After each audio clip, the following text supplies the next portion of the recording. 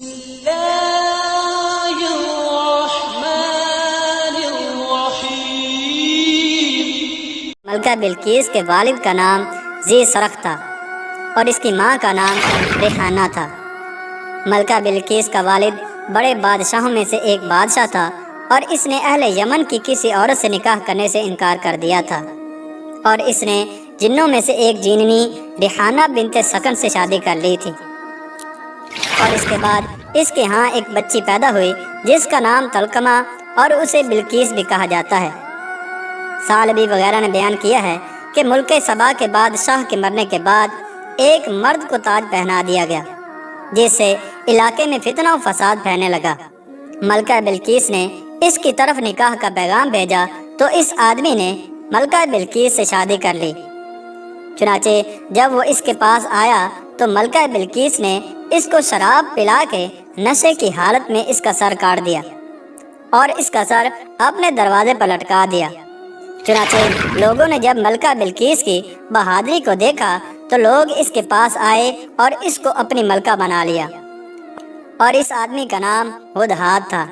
معزز ناظرین، ملکہ بلقیس کی بادشاہت بہت زیادہ وسیع تھی۔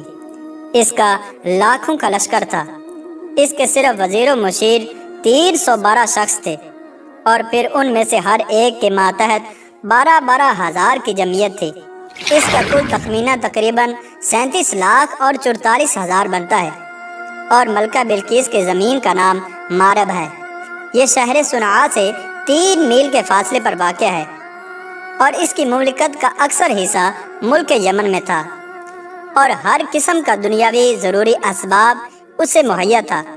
اس کا نہایت شاندار تخت تھا جس پر وہ جلوہ افروز ہوتی تھی۔ اس کا تخت ہیرے جواہرات سے لیس تھا اور مروارید کی کاریگری بھی اس پر کی گئی تھی۔ یہ 80 ہاتھ اونچا اور 40 ہاتھ چوڑا تھا، اور ملکہ بلقیس کی خدمت میں 600 عورتیں ہر وقت کمر بستہ رہتی تھیں۔ اور اس کا دیوان خاص جس میں یہ تخت تھا بہت بڑا محل تھا، جس کے مشرقی حصے میں 360 طاق تھے اور مغربی حصے میں بھی 360 طاق تھے۔ اور اس محل کو اس کاریگری سے بنایا گیا تھا کہ ہر دن سورج ایک طاق پر نکلتا تھا اور اسی کے مقابل دوسرے طاق پر غروب ہوتا تھا۔ اہل دربار اسے صبح و شام سجدہ کرتے تھے۔ ملکہ بلقیس اور اس کی تمام رعایا آفتاب پرست تھی، اور اللہ تعالیٰ کی عبادت کرنے والا ان میں سے کوئی ایک بھی نہ تھا۔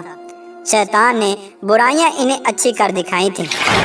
جب حضرت سلیمان علیہ السلام نے ملکہ بلقیس کو خط لکھا جس کا مضمون یہ ہے کہ اللہ کے نام سے شروع، میرے سامنے سرکشی مت کرو اور مجھے مجبور نہ کرو، اور میری بات مان لو اور مومن مخلص مطیع ہو کر میرے پاس چلی آؤ۔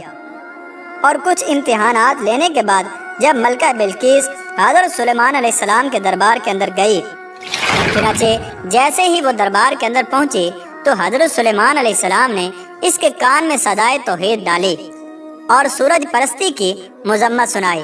حضرت سلیمان علیہ السلام کے محل کو دیکھتے ہی اور اس کی حقیقت پر نظر ڈالتے ہی اور دربار کی ٹھاٹ باٹ دیکھ کر وہ اتنا سمجھ گئی تھی کہ میرا ملک تو اس کے سنگ پا کا بھی نہیں۔